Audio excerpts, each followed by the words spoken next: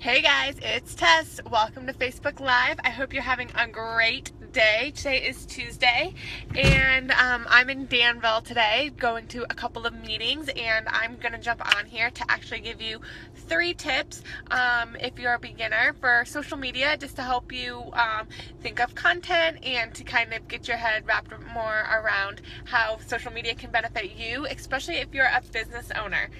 So we're going to be talking about those tips today. My name is Tess. I do social media marketing consulting here in the San Francisco Bay Area. So I started my company, Omni Social, over a year ago. I think I just passed the 1-year mark in June.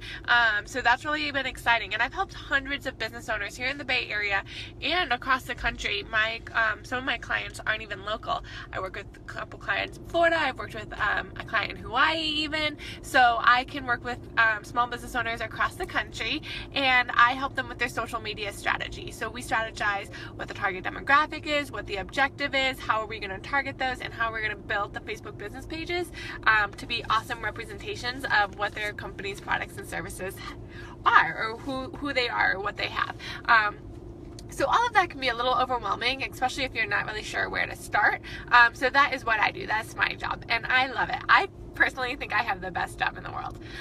So it's super fun, and it's nice to know that I'm giving people a voice online in cyberspace. That's been my goal from the beginning. So we all have, reality where we talk about our businesses and go to networking and things like that. But then when you take it from the real world, from the physical world, and you go onto the cyberspace world, things look a little bit different, and it can be overwhelming and confusing with all the platforms, LinkedIn and Facebook, and what do I do, and Google, especially Google Plus. Let's not even get started on how complicated that platform is, but yet very crucial. Anyway, okay, so we're going to talk about 3 tips today to just help you get out of your comfort zone a little bit more, and hopefully you learn something new about social media too. So if at any time during the broadcast you have a question for me, you can actually just type your questions below, and I can actually see them in real time, and we'll be able to respond to them. So for sure use that feature. Also, there's the little like and heart and mean face. Use those features as well. If you don't like what I'm saying, let me know by hitting the dislike button or whatever. So those are fun, and don't just use those features on my video. Use those features on Facebook. Let people know how you're feeling. Put those emotions out there. So definitely be using those. But tip number 1, and this is something I see all the time, especially with Facebook business pages. People are like, this is for my business. But when you are able to use real life situations, whether they're in your past or if they just happened to you recently, when you're able to kind of display those in a timely, effective manner on your Facebook page, people are like, this isn't a business, this is an authentic person who has awesome products and services. And they kind of let their guard down a little bit. So not every single post, but every now and then on your Facebook business page, make sure that you're posting something about you or about the business owner or about real life things that you're going through, because people like to see, they like to know that there's a human behind the business, even if it's on cyberspace, even if it's online. So don't forget that. Make sure to add in your content calendar, which we're about to talk about in a second. Spontaneity is great when you're posting like, oh, we're at my daughter's birthday party and things like that. Spontaneity is great. That might go on your personal page, but on your Facebook business page, you could do more, maybe like a memory about why you first got started in the business that you're doing now, or a life experience that led you to where you are now. So people really like to read about that when they're researching, which carpet cleaner to go through or what real estate agent or anything. So people like to know. So think about adding like real life experiences into your Facebook business page and see how that does for your reach and for your engagement on that page. And let me know. Report back. Okay, and so next thing, tip number two, organize your efforts. So you want to organize your time. So I think a lot of times we sit down on our computer and we're like, I haven't posted in a week and a half. I have to post something on here. So we're just trying to like grasp at straws and get a post out. And it ends up not being the most quality post because it wasn't prepared beforehand, or maybe you don't have a content calendar. Don't tell me that. Just kidding. But maybe you don't, and you're just posting willy-nilly. That's going to really slow you down, and it's going to hurt you in the long run. But when you have a content calendar, you can call them a couple different things.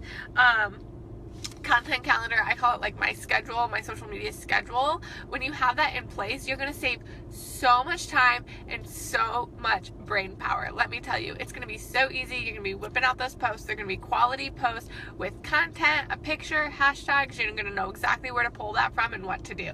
So if you don't have a content calendar, PM me, let me know. I'll give you one of mine to make sure that you have a plan going forward. They're basically pretty easy. Once you put it together, then you're good to go, and you can have content basically for the whole year if you wanted to. So they are very, very powerful. So if you don't have a content calendar, definitely get one of those. And like I said, if you're not sure, you can always ask me and I'll give you one of mine. So that was number 2, organize your efforts. And think about it this way too. If you're posting every day, if you're not scheduling out your post, that's one, you might get off schedule. It's so easy to go, be done with the day and then go home and be having dinner and like, crap, I forgot to post today. And then that could happen like every day, right? So you have to get something to keep you on track and accountable for those posts and what to do. And so keeping a content calendar will seriously change your whole social media marketing strategy.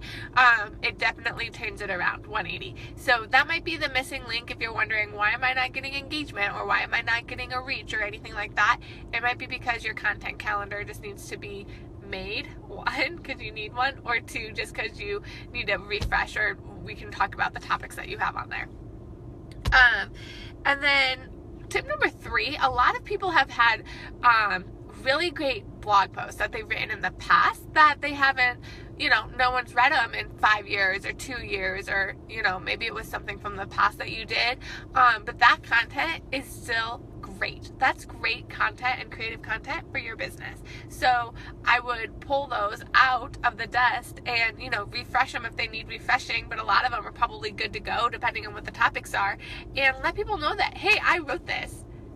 This is something that I wrote, even if you want to say I wrote this 5 years ago, but it still holds true today, and then stick a little snippet of that blog. So repurpose past blogs. That you spent time on creating those, we can still use those today. And a lot of people think, oh, that's old, I can't use that. But you can use it. You can.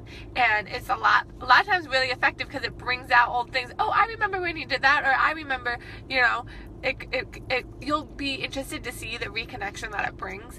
And people love reading what other people wrote that they know. It's so much more powerful if I know that you wrote that blog post. I'm like, oh yeah, I totally want to read this. But if you just shared an article to your page and I don't know who wrote it or really anything about the article, I'm less likely to read it.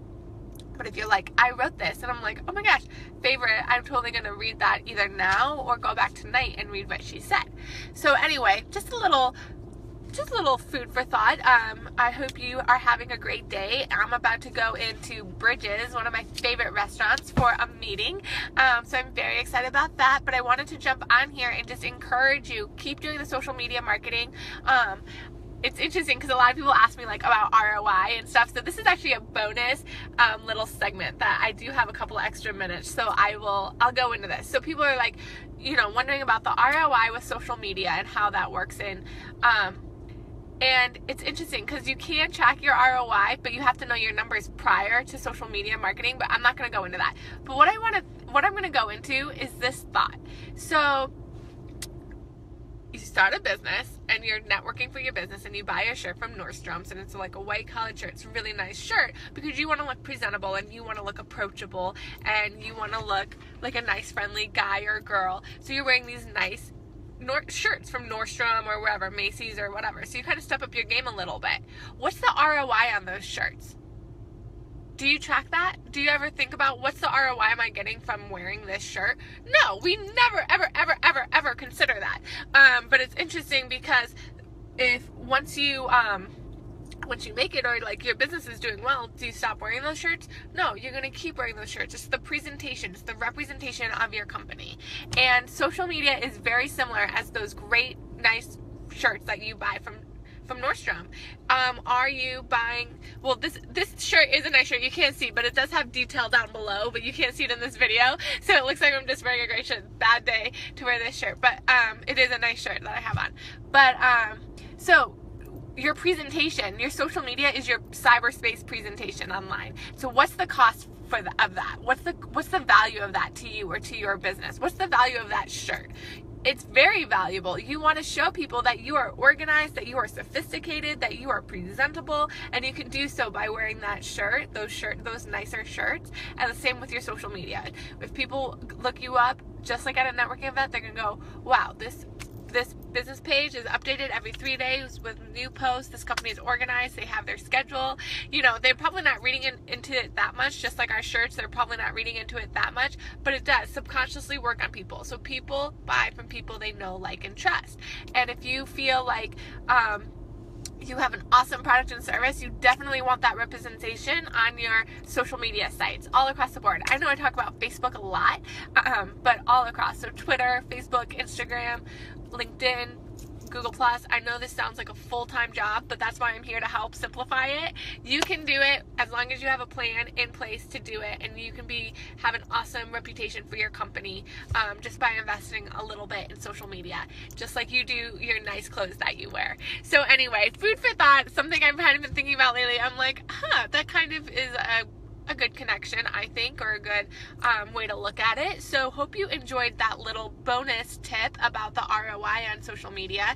But like I said, let me know if you have any questions, or feel free to PM me if you want to get started with your social media marketing strategy. I'm here to help. So thanks, guys. I hope you guys have a great day, and I'll see you tomorrow.